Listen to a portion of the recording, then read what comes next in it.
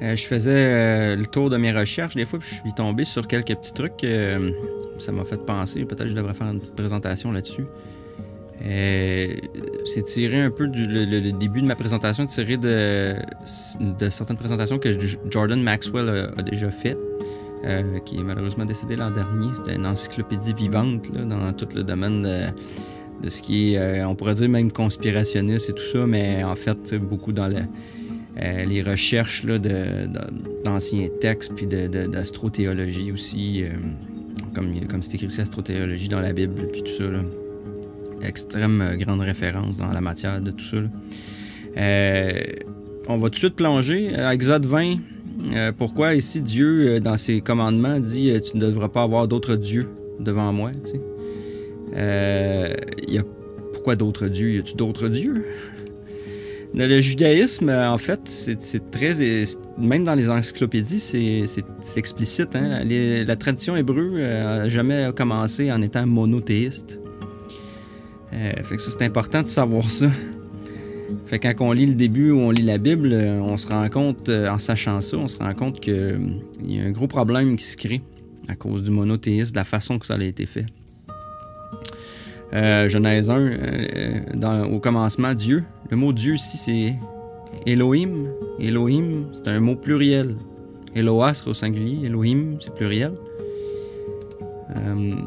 Ce qui fait que, tu sais, c'est les dieux créa la terre, tu sais, en fait. C'est un ensemble de dieux. Un peu comme les Égyptiens, en fait, hein, les Égyptiens croyaient en des netters. C'était en souci, en passant parenthèse, les netters ou les dieux, ce qui est traduit par le mot Dieu pour les hiéroglyphes égyptiens, c'est une erreur, en fait, là. C'est les netters. Netters, ça veut dire, ça vient du mot nature.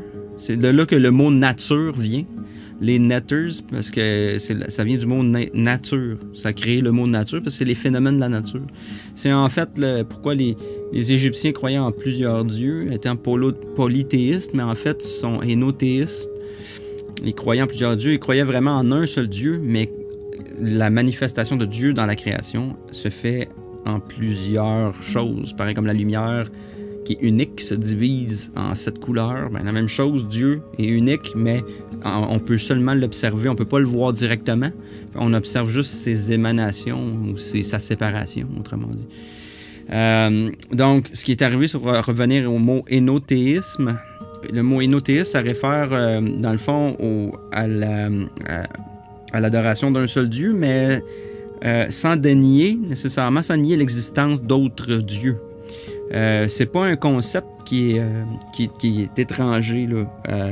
C'est pas controversé non plus. C'est vraiment ça. C'est que c'est très connu que les Juifs étaient hénothéistes avant que ça devienne monothéiste. Puis d'ailleurs, c'est la réforme d'Ézéchias, là, juste avant l'exil à Babylone, qui a transféré, si tu veux, qui a tout condensé ça, le culte hénothéiste, en monothéisme. Mais ça a créé un paquet de problèmes avec ça, là. Des versets qui sont difficiles à expliquer pour les monothéistes, c'est ceci. Psaume 82, 1. C'est psaume d'Asaph. Dieu se tient dans l'assemblée de Dieu. Il juge au milieu des dieux. C'est un peu bizarre, là. Ça, je pense que c'est dans la Osterwald. Plus loin, il dit, j'avais dit, vous êtes des dieux. Vous êtes tous fils du Très-Haut. On va le lire je le lis aussi dans une certaine version de la traduction du Monde Nouveau. Je vais le lire plus loin ici, on va la lire dans cette version-ci. On dit « Dieu se place dans l'assemblée du divin. Au milieu des dieux, il juge. Jusqu'à quand jugerez-vous avec injustice et ferez-vous preuve de partialité envers les méchants? Soyez des juges pour le petit et pour l'orphelin de père. Rendez justice à l'affligé et à l'homme sans ressources. Faites échapper le petit et le pauvre de la main des méchants, délivrez-les. » Ils n'ont pas su, ils ne comprennent pas, ils continuent à circuler dans les ténèbres. Tous les fondements de la terre chancellent. Moi, j'ai dit, vous êtes des dieux. Et vous, tous, vous êtes des fils du Très-Haut. Pourtant, vous mourrez comme des hommes, comme les hommes. Et comme n'importe qui d'entre les princes, vous tomberez. Lève-toi, ô Dieu, juge la terre, car tu dois prendre possession de toutes les nations.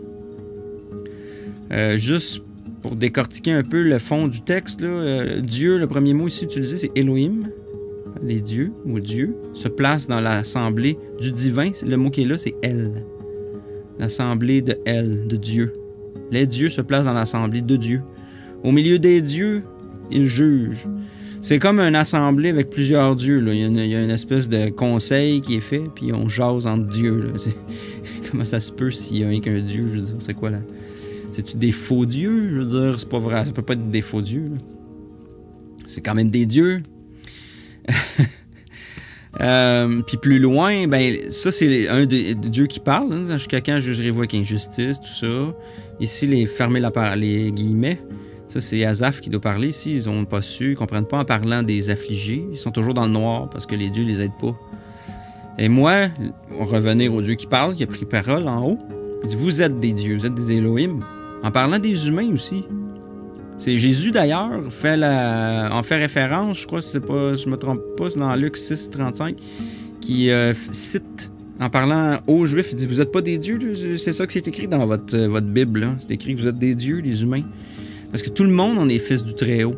Que ce soit les dieux Elohim, les dieux en haut, ou que ce soit les humains, les fils d'Adam, on meurt tous. Même des dieux, ces dieux-là, peuvent mourir. Comme n'importe quel prince, vous tomberez. En passant, prince ici, puis tomber, ça fait penser les tombeurs, c'est les néphilim. C'est le néphal, veut dire tomber. Puis les princes, c'est un peu ça. Ça fait comme une référence aux néphilim. Puis dans la King James que j'ai, il y a une référence ici qui parle de nombre 16. Et puis là-dedans, on parle de Korah, l'assemblée de Korah. Puis on se rappelle un petit peu de l'histoire de Korah là, qui s'était révolté contre Moïse. Puis tout ça, puis qui avait été détruit. Des princes là, qui s'étaient élevés en princes. En tout cas, c'est une parenthèse.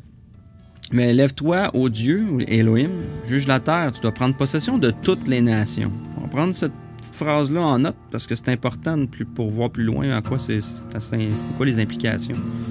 De voir que les Elohim vont prendre possession de toutes les nations. Donc, en tout cas, ça fait le tour du psaume 82. C'est un psaume très controversé, difficile à comprendre pour les monothéistes. Juste, si vous voulez prendre une capture d'écran, des fois c'est intéressant en ligne. Là, vous pouvez trouver une Bible translittération avec parallèle. On a tous les mots, on peut cliquer puis aller voir les références de chacun des mots.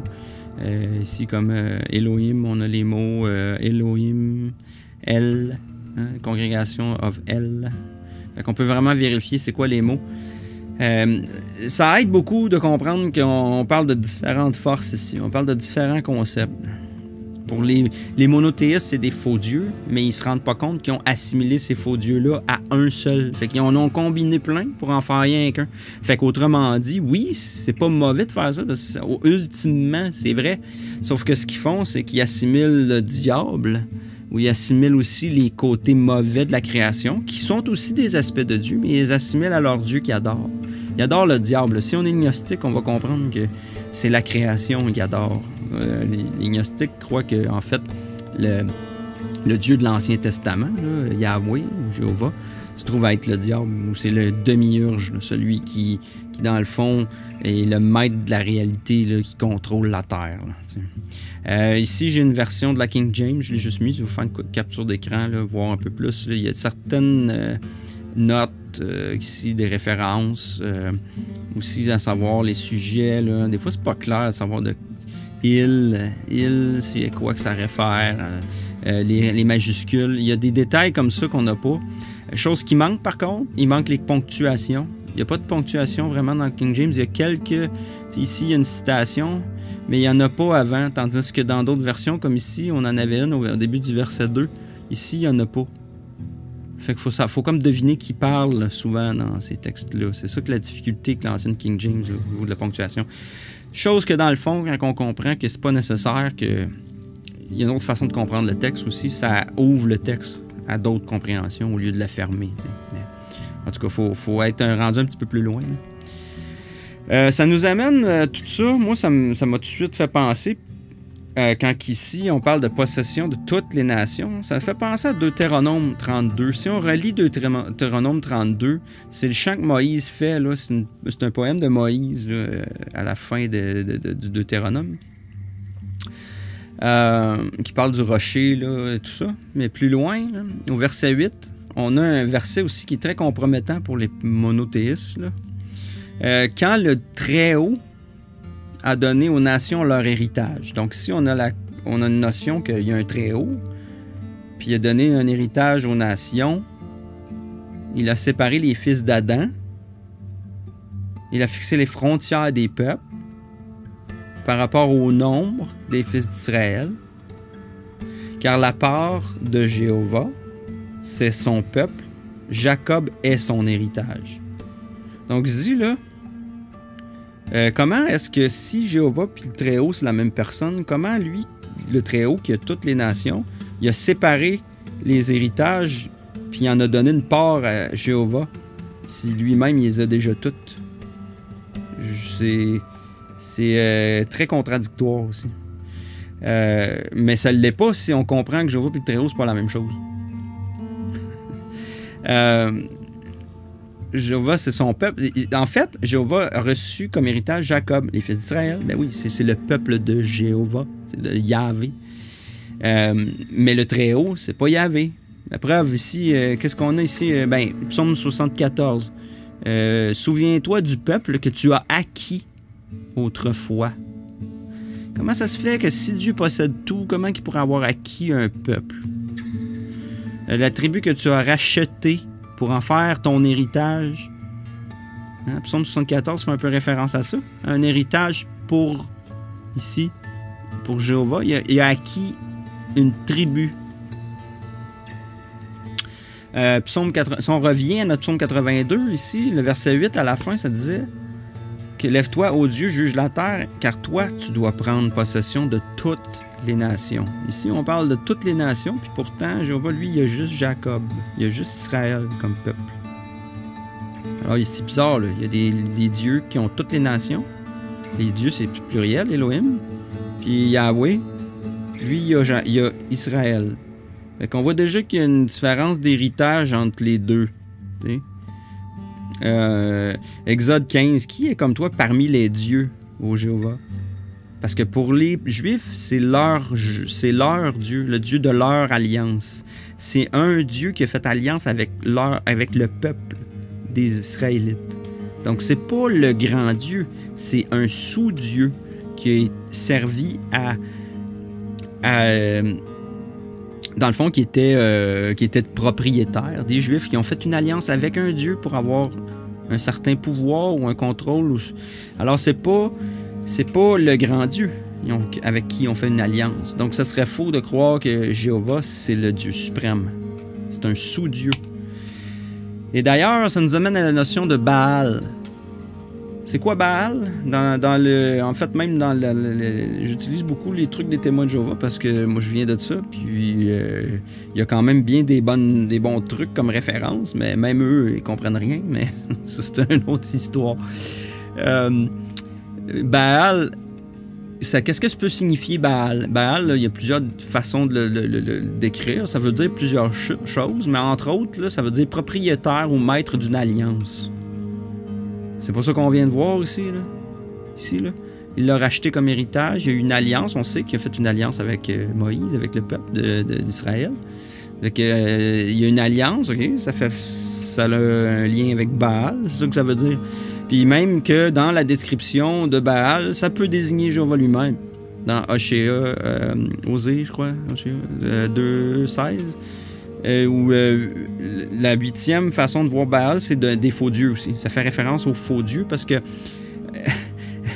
c'est sûr que si t'es juif, tous les Baals, autrement dit les dieux des autres nations qui ont fait des alliances avec ces nations-là, autrement dit le Jéhovah des Madianites puis des Cananéens, ou le Baal, tu sais, dans le fond, des Cananéens. On pourrait dire que le Jéhovah, c'est le Baal des Israélites, dans le fond. C'est ça qu'ils disent, là. Ils le disent eux-mêmes ici. Ils se rapportent aux diverses divinités locales considérées comme des propriétaires ou les possesseurs d'endroits particuliers où exercent une influence. C'est ça un Baal. C'est un dieu propriétaire, dans le fond, d'une alliance avec un peuple dans un endroit. C'est ça que les Juifs ont fait, là. C'est vraiment la même chose. C'est un Baal, dans le fond. Dans l'histoire d'Israël, Jéhovah fut parfois qualifié de Baal, dans le sens où il était propriétaire et époux de la nation. Oui. Puis là, ils se partent en excuses parce qu'ils ne peuvent pas l'assimiler à toutes les autres Baals, même si ça veut dire la même chose. Jérémie qui accomplit son activité de prophète depuis les jours de Yoshia jusqu'à l'exil de Babylone. Ça, d'ailleurs, c'est lui, hein, la réforme polythéiste, monothéiste. Dans le fond, lui, il a compressé tout ça puis il en a fait un. Fait que dans le fond, il a assimilé tous les dieux à Jéhovah au lieu du vrai. Fait que dans le fond, c'est ça, il a usurpé. Le problème avec le monothéisme, c'est que dans le fond, en prenant tous les concepts de Baal, puis tous les différents dieux, puis toutes les différentes forces de la nature, ils les ont appliqués à Jéhovah. C'est pas faux en tant que tel, mais ce qui est faux, c'est de faire de Jéhovah le seul vrai Dieu ou le Très-Haut. En assimilant le Très-Haut avec Jéhovah, tu viens d'assimiler le diable aussi avec le Très-Haut. Ça va tout ensemble, là. Donc, si je continue la lecture ici, oui, jusqu'à l'exil, condamna Israël pour s'être souillé par le culte de Baal. Ouais, mais ils ont toujours été souillés avec le culte de Baal, parce que si tu lis l'histoire d'Israël, puis on va le voir plus loin, ils ont toujours été dans le faux culte. Là. Je pense pas qu'il y a une fois qu'ils ont adoré le vrai Dieu, là, les Juifs. Là. Jamais qu'ils ont fait ça. Là. Il comparera la nation à une femme adultère qui se prostituait sous tout arbre luxuriant et sur tout lieu élevé, comme étant l'adultère avec les pierres, les arbres, et oubliant Jéhovah, le propriétaire époux du peuple, le Baal du peuple. Après l'exil des Juifs et retour en Palestine, n'est plus question dans la Bible de Baal, parce que, bon, c'est ça, ça a été comme ça a passé que le reste dans l'eau du bain. Alors, c'est important, là, savoir c'est quoi Baal. Si on retourne ici, après, on continue ce qui va nous amener. Ça m'amène à lire dans Actes. On va comprendre ce qu'Étienne voulait nous dire quand il a fait son speech avant de crever. Là. Avant que les Juifs, là, les malades, là, excusez, mais bon, sans être antisémite, là, on peut pas être pour les Juifs, je suis désolé, là, mais on peut pas être pour un peuple qui se croit être le peuple choisi d'un Dieu qui est faux, puis qui justifie le génocide de plein d'autres nations alentours, là, en passant que c'est eux. Je veux dire, moi, j'ai rien contre les personnes, j'ai rien contre les Juifs en tant que tels, personnellement, ou avec n'importe quel Juif, puis je suis... j'ai pas d'ennemis, j'ai pas personne sauf que l'héritage ou le contrôle que ça a amené, puis cette façon de penser-là, ça crée des gros problèmes dans le monde. Disons. Et le contrôle du monde est dominé par cette idéologie, et puis c'est pour ça qu'Étienne y a dénonce. Puis Étienne, c'est pas pour rien qu'il se fait lapider. Parce que dans le fond, Étienne est en train de dire que vous êtes tous des fous. Là. Mais c'est son speech, dans le fond, son dernier speech avant de mourir. Là. Fait qu'on s'entend que ça y prenait à cœur. Qu'il a passé son message. Qu'est-ce qui est arrivé? Les Juifs l'ont tué. Parce que ça faisait pas leur affaire. Hein? Les gens qui tuent les autres, en général, c'est pas les bons. Je m'excuse, là. Donc, ça justifie pas de tuer les Juifs non plus. C'est juste que, tu sais, il faut que les gens s'allument là, à comprendre. Là. Donc, on va lire Acte 6. Là. Acte 6, puis tout... Excusez, avant encore, puisque je suis là-dedans, mais c'est pour ça que toutes les religions qui assimilent Jésus à Jéhovah, qui pourraient dire que Jésus, c'est Dieu, puis qu'ils l'assimilent au Dieu de l'Ancien Testament, ben ils font de Jésus un faux Dieu. Toutes les religions qui dans le fond, adorent l'ancien de Dieu de l'Ancien Testament de la manière, comme les Juifs, comme les témoins de Jéhovah, en fait, c'est un sous-groupe qui est issu de la même idéologie. Puis cette idéologie-là, ben, c'est juste un petit bébé, dans le fond, que les Juifs font partie. Puis c'est devenu une sous-religion qui est comme sous le Baal, sous l'emprise de cette idéologie de peuple choisi. Fait on va retrouver les mêmes concepts avec d'autres façons de l'expliquer, mais ça revient tout au même, parce que dans le fond, ils sont pris à la base dans une idéologie qui les amène à être esclaves de tout ça, puis d'être pour le génocide sans s'en rendre compte. Bon, Acte 6. Pourquoi Acte 6 avant? C'est que ils ont choisi juste un contexte, là, c'est avant qu'Étienne paraisse devant le, si je me trompe pas, le Sanhédrin, là. Devant le tribunal juif. Ici, dans Axis, pourquoi je dis ça? C'est parce qu'ils ont choisi, bon, pour envoyer devant témoigner en passant, il y a 12, les 12 apôtres, hein, appellent à eux la multitude des disciples. Bon, cherchez par vous 7 hommes, 12, 7 hommes, on les connaît ces chiffres-là, qui est un bon témoignage, plein d'esprit de sagesse et que nous proposons une tâche nécessaire, mais nous serons assidus à la prière et au ministère de la parole. Et cette parole plaît à toute la multitude et choisir Étienne, un homme plein de foi et d'Esprit Saint. Fait qu'ici, là, on parle d'un homme qui est plein de foi et d'Esprit Saint. OK? Fait qu'il est porté par l'Esprit Saint. Fait que ce qu'il devrait dire après devrait venir de l'Esprit Saint, de Dieu. D'accord? Or, Étienne, plein de charme et de puissance, accomplissait de grands présages et de signes parmi le peuple. Fait qu'on s'entend qu'Étienne, ça devait être tout un homme. Puis là, il paraît devant le grand prêtre, puis le grand prêtre, il dit au chapitre 7, il dit « En est-il bien ainsi? » Bon, des accusations, en tout cas, je passe des bouts, là, vous le lirez si vous voulez. Là. Déjà long, mon vidéo. Il dit « Homme, ça c'est, comme prend la parole, Étienne. Homme, frère et père, entendez. Le Dieu de gloire est apparu à notre ancêtre Abraham alors qu'il était en Mésopotamie, avant qu'il s'établisse à Haran, et il lui a dit sors de ton pays et de ta parenté et viens au pays que je te montrerai. Alors, bon. Là, Étienne, ce qu'il fait, c'est qu'il raconte toute l'histoire des Juifs, devant les Juifs. T'sais. Ils la connaissent, leur histoire, mais pourquoi il fait ça? On va comprendre plus loin.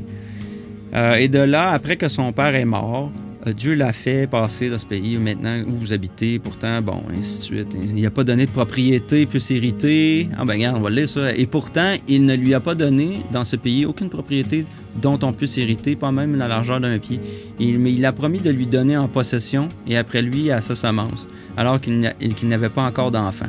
De plus, Dieu a parlé ainsi, sa semence serait des résidents étrangers dans un pays étranger et le peuple les réduirait en esclavage et les affligerait pendant 400 ans. Oui, parce que dans le fond, quand ils sont partis en Égypte, ils ont resté là 400 ans. Et cette nation, pour laquelle ils travailleront comme des esclaves, moi je la jugerai, a dit Dieu, et après ces choses, ils sortiront, ils m'offriront un service sacré en ce lieu-ci. Il lui a aussi donné une alliance de circoncision.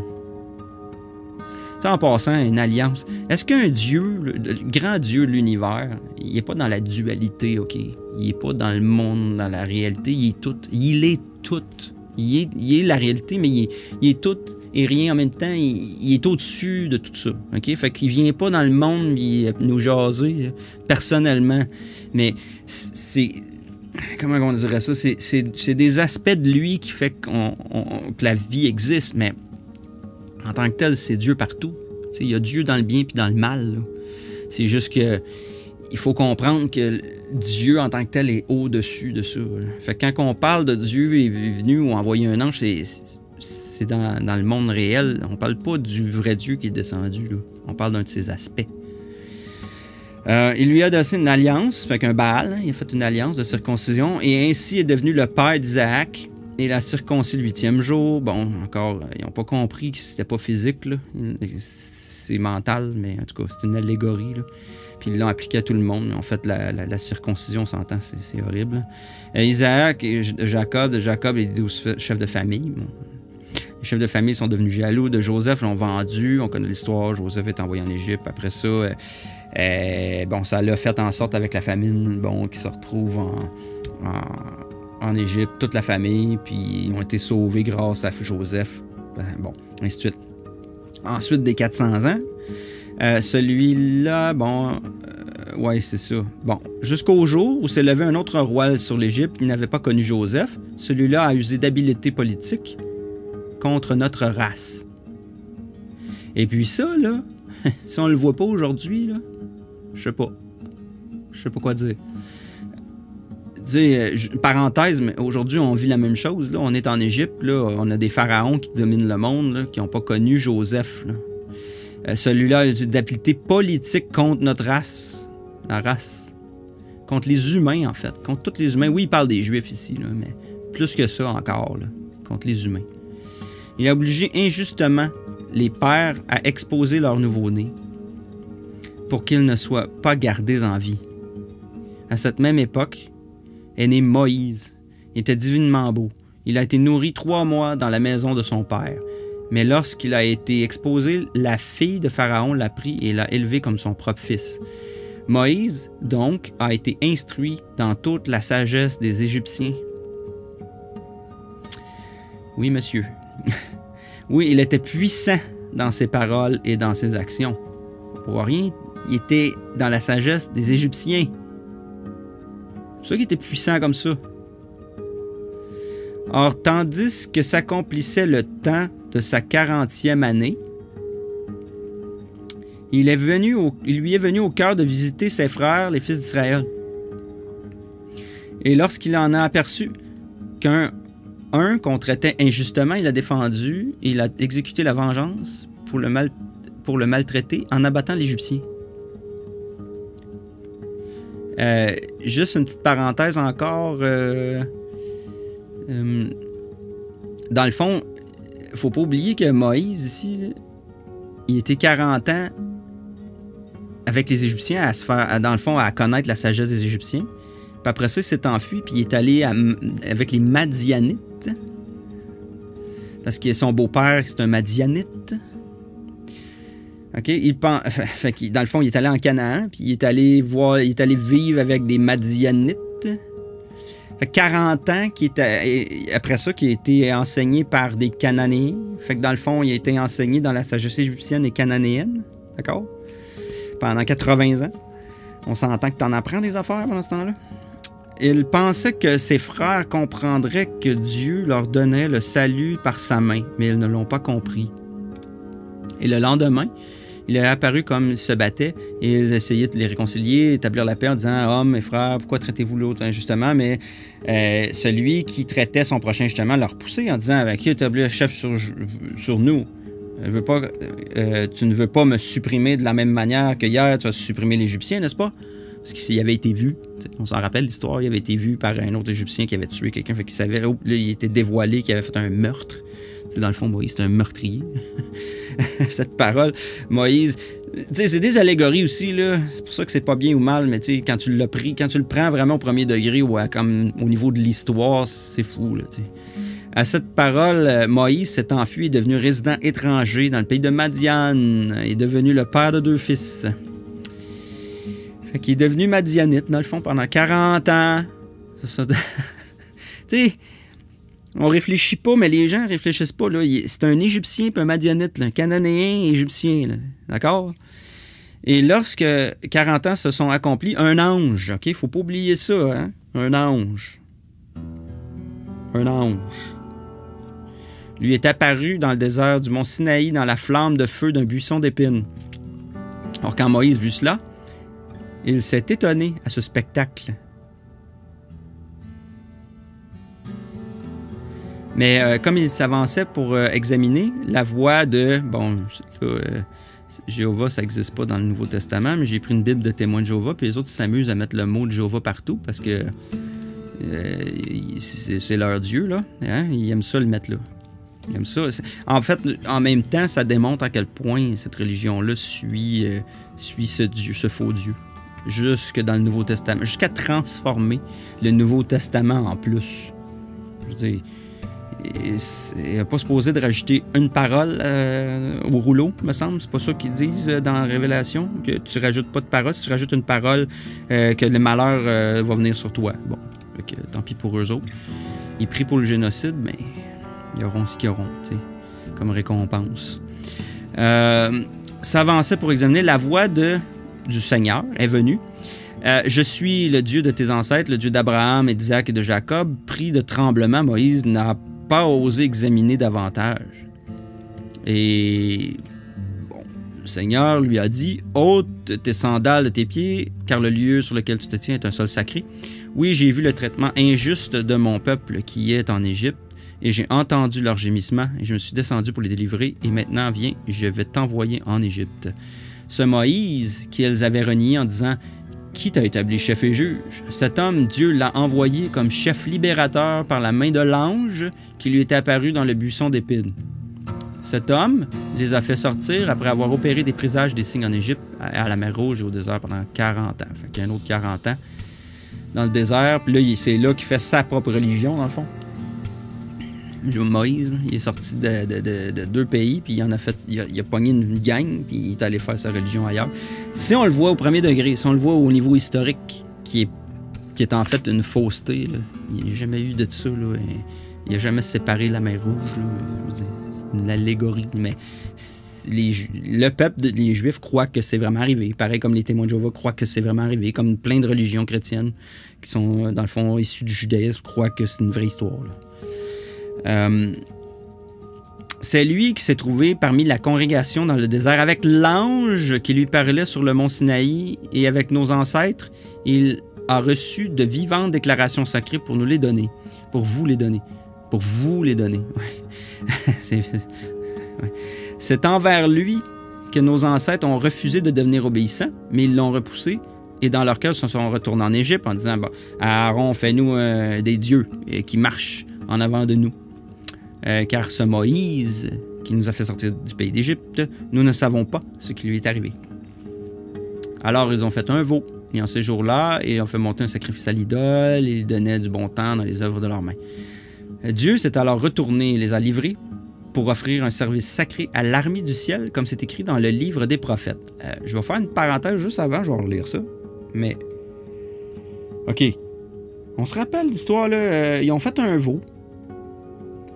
Là, ils font des sacrifices. Puis là, dans le fond, qu'est-ce qui arrive? On se rappelle, Moïse, il descend, il pète les tablettes. Hein? Puis ça, il ne faut pas oublier ça. Il y a 2 couples de tablettes. Les premières 2 tablettes que Dieu a écrites, si vous lisez dans la Bible, Dieu a écrit les premières 2 tablettes, c'est Dieu qui a écrit dessus directement, ou l'ange de Dieu, whatever. Il faudra que je retourne voir. Mais le deuxième set de tablettes, c'est Moïse qui les écrit à la dictée de ce qu'il reçoit. Et que faut pas oublier, c'est un détail important, parce que les premières tablettes, écrites de la main de Dieu, il les casse. Puis les deuxièmes tablettes, c'est Moïse qui les écrit. Si vous y réfléchissez, vous allez comprendre.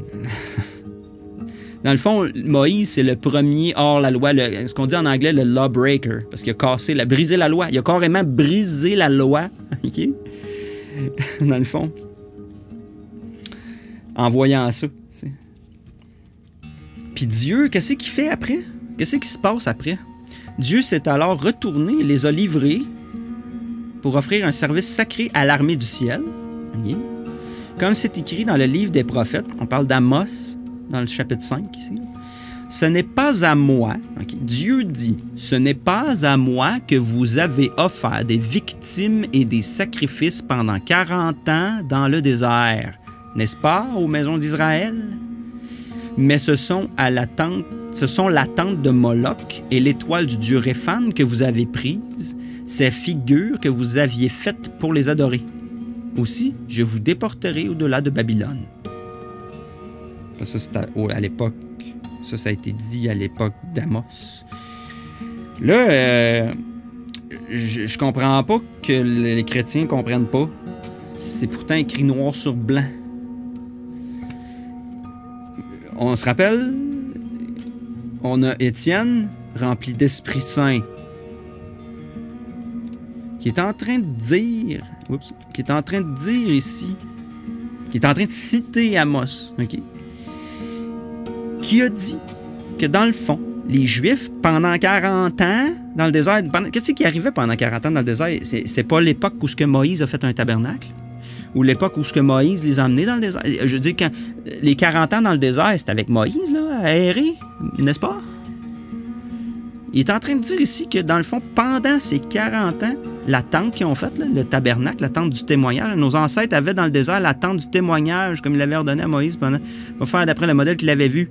Et nos ancêtres qui en ont hérité l'ont aussi introduite avec Josué dans le pays possédé par les nations, que Dieu a expulsé devant nos ancêtres. Il est resté jusqu'au jour de David. Il a trouvé faveur, nanana, nanana. On va le lire après, mais juste pour finir le point, on s'entend-tu que le tabernacle est pour Moloch, là? Puis pour Saturne? Réphan, c'est Saturne. Là. Moloch, qui mange les enfants, c'est le temps, c'est Saturne aussi. Ça peut être Mars aussi, Saturne. C'est un roi, dans le fond. C'est la couronne. Fait que dans le fond, là, pendant 40 ans, ils n'ont pas adoré un vrai Dieu. Là. Ils ont adoré Moloch.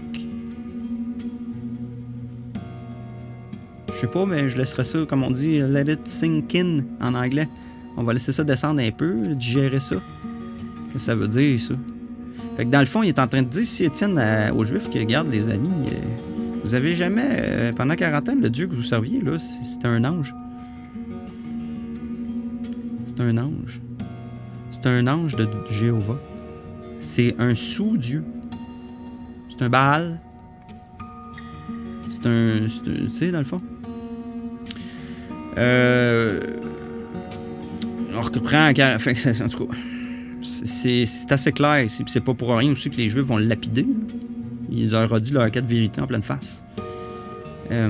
D'ailleurs, une autre parenthèse, si Étienne avait utilisé le nom, parce que la première, je veux juste revenir pourquoi les témoins de Jéhovah écrivent le nom Jéhovah dans le Nouveau Testament, où ce qui n'est pas supposé d'être, c'est que dans le fond, ils prennent pour acquis que quand on cite des écritures hébraïques où le nom apparaît, le nom, c'est ça que l'astérisque dit ici, à toutes les fois qu'il y a Jéhovah décrit dans le texte, il y a un astérisque qui renvoie pour dire que le nom Jéhovah, ils le mettent là parce que dans l'écriture citée ou dans l'original de tout ça, si on recule dans l'Ancien Testament, on aurait le tétragramme. Fait qu'ils le mettent là parce que dans le fond, ils se disent Étienne, en citant l'Ancien Testament, il aurait lu le tétragramme.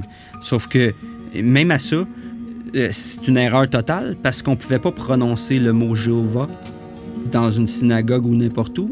Ça serait fait lapider directement. Fait que jamais que Jésus, jamais quand on citait les Écritures, on aurait dit ce nom. On aurait dit le nom, Hachem. Ou on aurait dit le Seigneur ou Hachem. On aurait utilisé un substitut. Fait que jamais que Étienne aurait dit ça. Parce que je pense pas qu'il se serait même rendu à dire tout ce qu'il avait à dire parce qu'il l'aurait lapidé sur le champ. Fait que... parenthèse. Il a trouvé... On retourne au verset 46 là, pour continuer notre lecture.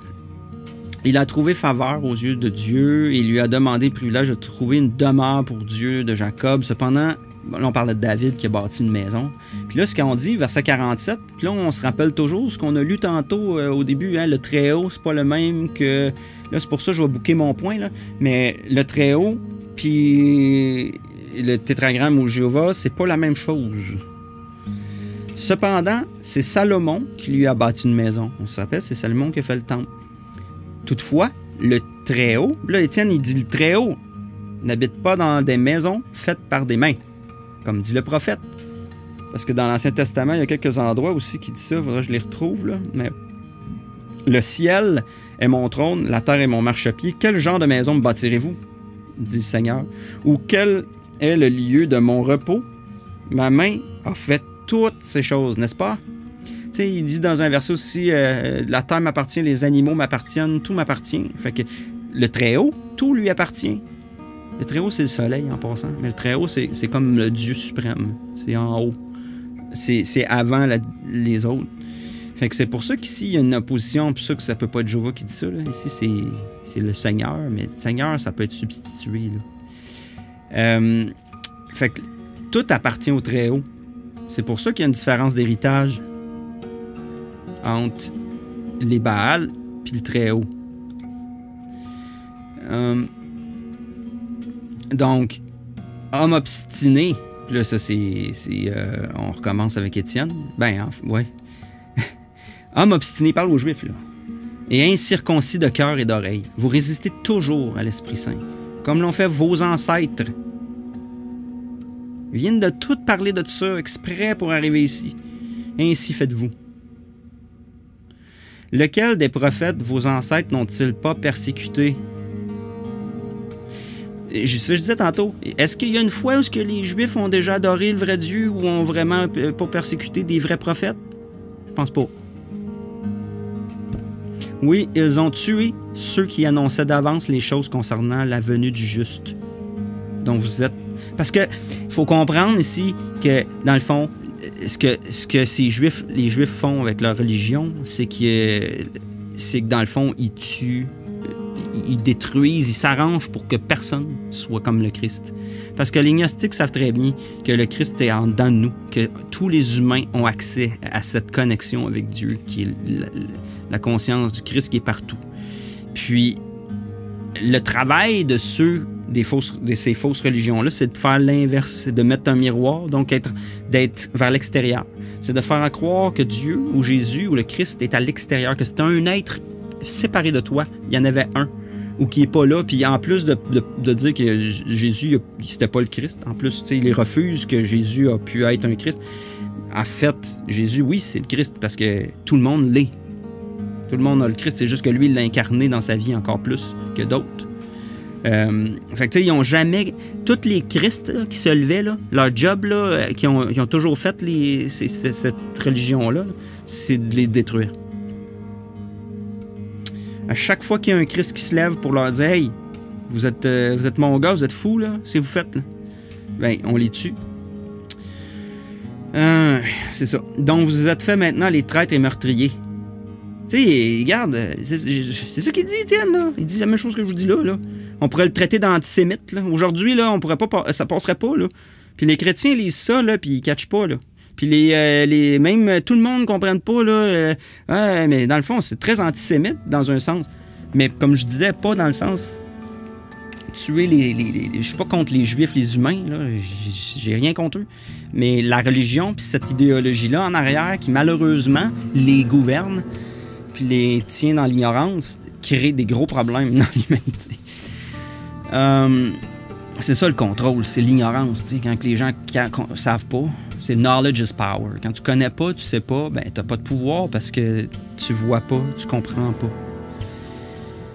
Vous avez reçu la loi transmise par des anges, mais vous ne l'avez pas gardée. Fait qu'en plus d'être transmise par des anges, vous l'avez pas gardée. Eh bien, là, en entendant cette chose, ils ont été blessés. Ils se sont mis à graisser des dents. Puis là, ils l'ont lapidé, on connaît la suite. Là. Qui lapide les autres? Qui me lance la première pierre? Qui va y lancer la première pierre, comme Jésus dit? C'est votre loi, faites les dons. Faites-les vous autres. Appliquez-la, votre loi. Mais c'est comme... Donc, pour conclure, cette vidéo qui commence à être long, j'envoie un Exode, juste pour faire des points avec l'ange de Dieu. Là, pourquoi on le voit souvent, si on fait des références avec Exode 23, j'envoie un ange devant toi pour te protéger pendant la route. Prête-lui attention, obéis-lui. Ne te rebelle pas contre cet ange. T'sais? Car il ne pardonnera pas vos transgressions, parce que mon nom est en lui. Hein? Car mon ange marchera devant toi et que conduira chez les Amorites, les Hittites, les Périzites, et je les anéantirai. Donc mon ange du génocide, là, je l'envoie avec vous autres, vous allez tuer tout le monde avec. Psaume 78, il leur fit subir son ardente colère, tu sais. Ça, c'est Dieu, là, encore, leur Dieu aux Juifs, là, ce Dieu-là, là. Il leur fait subir son ardente colère, la fureur, l'indignation et la détresse. Il envoyait des troupes d'anges apportant le malheur. Dieu, il envoie le malheur. Il est beau, hein? C'est un beau Dieu. Il est bon. Il est vraiment bon, ce Dieu-là. Maintenant, va, conduis le peuple à l'endroit où je t'ai parlé. Écoute, mon ange marchera devant toi.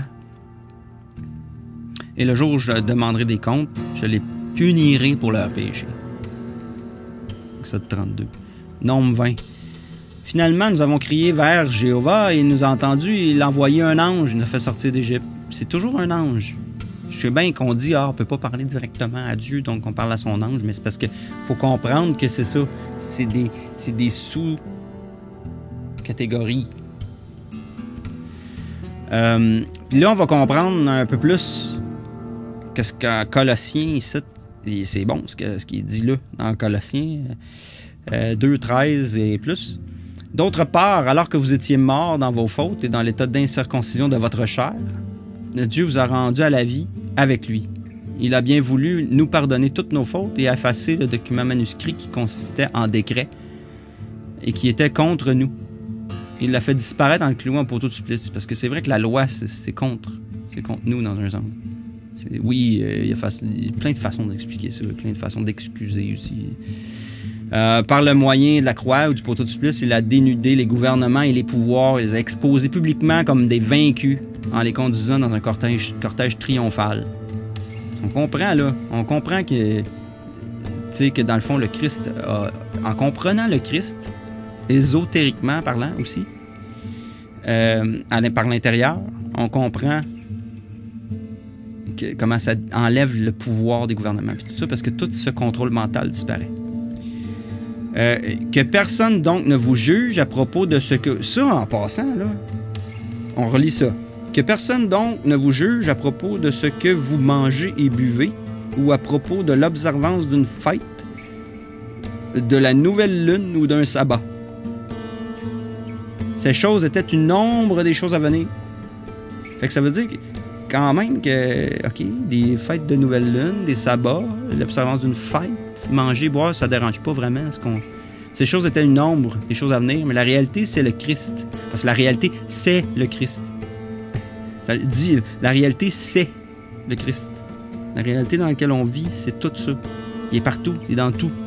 Ne laissez pas les gens qui prennent plaisir à une fausse humilité et à un culte des anges vous enlever le prix. Ces gens scrutent, les scribes, les choses qu'ils ont vues. La matière, la mort. La matière, c'est les choses mortes. Ils sont en fait gonflés d'orgueil sans raison véritable par leur mentalité charnelle et ne restent pas attachés à la tête, à celui par qui tout le corps est alimenté harmonieusement, assemblé au moyen de ses jointures et des ligaments amenés à grandir à la croissance qui vient de Dieu. C'est là qu'on comprend. Moi, en tout cas, ces versets-là, je les comprends beaucoup plus maintenant.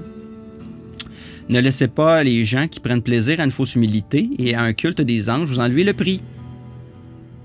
C'est qui ça? Hein? On en a parlé abondamment. Ces gens scrutent les choses qu'ils ont vues. Ils sont gonflés d'orgueil, sans raison véritable, par leur mentalité charnelle, mentalité de choses dans la matière, dans la mort. Pas dans l'esprit qui nous mène à la vie éternelle, dans le sens des choses beaucoup plus grandes, dans les concepts, beaucoup qui dépassent tout ça. Pas dans le littéral, pas dans les concepts littéraux. Alors, ça fait un peu le tour de ce que je voulais couvrir aujourd'hui.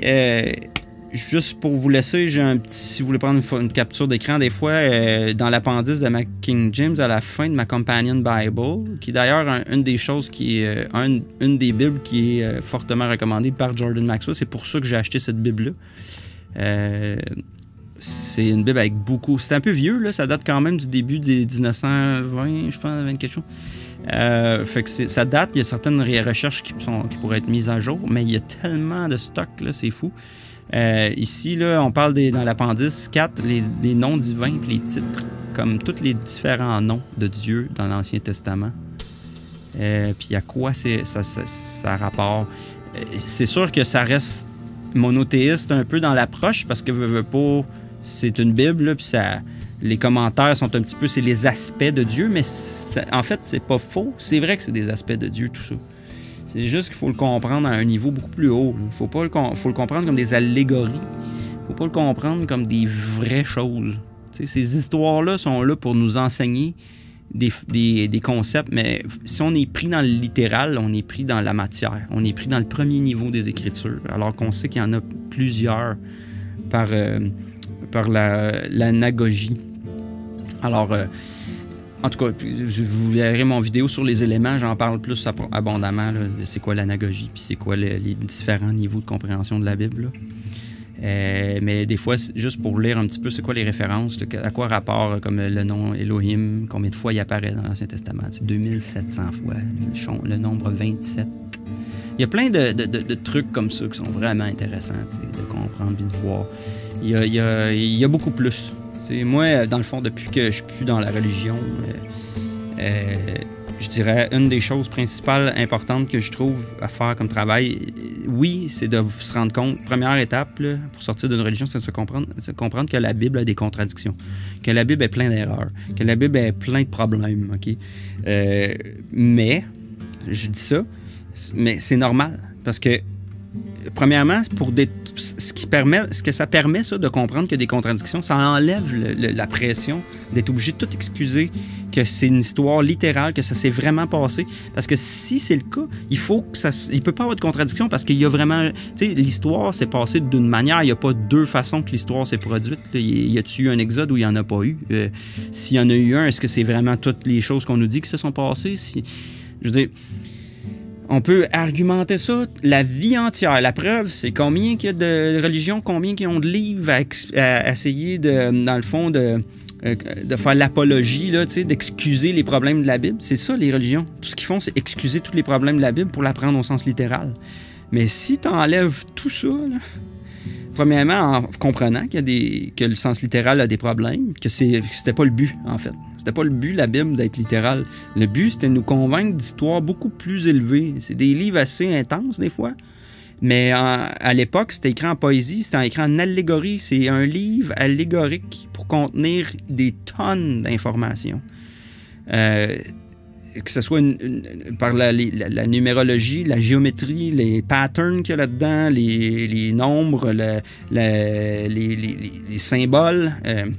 c'est incroyable. Mais pour accéder à ça, il faut comme détruire pour recommencer. Il faut comme détruire tout ce qu'on a appris ou ce qu'on s'est fait dire, puis d'arrêter de croire que c'est des vraies histoires. Pareil comme Blanche-Neige et ses 7 nains ou comme Pinocchio. Mais c'est comme si croire que Pinocchio a vraiment existé, on est venu au monde, on était des morceaux de bois, puis après ça, on est devenus des vrais petits garçons. Même affaire, j'ai fait une vidéo là-dessus, vous irez le voir, mais c'est la même chose. Je veux dire, on a un Pinocchio qui est dans le fond, c'est une allégorie, nous faire comprendre c'est quoi le travail de spiritualité intérieure. Pour devenir un vrai petit garçon, il faut allumer notre troisième œil. Il faut faire ouvrir notre troisième œil, arrêter de mentir, puis travailler sur nous, passer des épreuves, puis on devient... Mais est-ce que vraiment il y a eu un Geppetto qui a créé une marionnette qui est vraiment devenu un petit gars? Ben non. Pareil comme, y a-tu eu Blanche-Neige avec 7 nains? Ben non, c'est une allégorie spirituelle. Même affaire, toutes les histoires bibliques, même chose. Pas dire qu'il y a des choses là-dedans qui sont pas historiques, parce que c'est basé sur des faits. Si on fait un film, là, un film sur les nazis, exemple, pour faire un lien avec les Sémites, là. Ben, dans le film, ça se peut qu'il y ait tu sais, c'est un film sur l'histoire, mettons, qui s'est passé dans la Deuxième Guerre mondiale. Ben, il va y avoir des personnages comme, mettons, Hitler, il va y avoir les SS, il va y avoir des Juifs, il va y avoir des personnages dans l'histoire qui ont vraiment existé. Hitler, il a vraiment existé, mais est-ce que dans l'histoire, dans le film, il dit des choses, il fait des choses? Est-ce qu'il a vraiment fait ça exactement comme ça? Peut-être pas, parce qu'il faut comme créer une histoire, il faut comme embellir, il faut s'arranger. Pour un film, souvent dans une histoire, il y a des trous, fait qu'il faut combler avec l'imaginaire, il faut comme créer un contexte. Ça veut pas dire que c'est totalement faux, mais ça reste une version de la réalité, c'est pas complètement vrai non plus. On comprend, c'est pas à la lettre, là, c'est un film pour nous faire comprendre une histoire, ce qui s'est passé. Mais il va y avoir un peu de romance, il va y avoir un peu de travail alentour pour que ça fasse du sens, parce qu'on a besoin de compléter l'histoire en film. Même chose, une histoire qu'on lit, une fable, c'est pour nous convaincre de choses qui sont beaucoup plus grandes, ou plus importantes, plus intéressantes que juste une histoire que peut-être qu'il y a eu un vrai Jésus qui existait. T'sais. Même chose, Jésus, tant qu'à être là-dessus, Jésus... je pense la même chose. Oui, il y a eu un Jésus, mais est-ce qu'il a tout fait ce qu'on dit dans le Nouveau Testament? Ben, je pense pas, là, mais c'est parce que le Jésus allégorique a une plus grande portée, si on veut, qu'un Jésus qui serait historique. Puis le problème que ça fait, c'est justement, c'est que oui, il y a peut-être eu un prophète, Jésus, qui a prêché, puis qui a fait plein d'affaires, qui était révolutionnaire, en fait, puis qui allait dire les 4 vérités aux Juifs. C'est un rebelle, tu sais. Fait que oui, il y en a eu un, c'est certain qu'il y a eu un Jésus, mais est-ce que c'était le Christ, le seul Fils de Dieu? Ça, c'est ce que l'Église veut faire. C'est encore la même affaire. C'est qu'on en prend un, on en fait un martyr, puis c'était pas vous. C'est lui qui était le Dieu, le Fils de Dieu, ou Dieu même. Puis on l'a tué, ou puis pauvre nous, il est là, puis c'est lui qu'on adore, tu sais. Ou on pense qu'il est à l'extérieur de nous. Il a existé, il a fait ça pour nous. Ah, on est dans la grâce, on n'a plus rien à faire. Ou, tu sais, puis là, ça amène plein de problèmes, plein de façons de penser, puis plein de...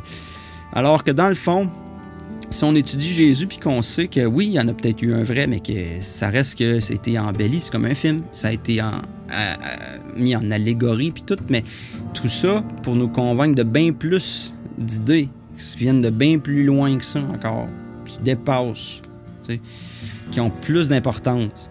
Que si on le transfère intérieurement, ça a beaucoup plus de force. Parce qu'à l'extérieur, c'est la mort. À l'intérieur, c'est la vie. On est connecté à Dieu par l'intérieur, pas par l'extérieur. En tout cas, fait que ça fait le tour. Je vous laisse là-dessus. Je vous remercie de votre attention jusqu'à la fin et aux prochaines vidéos.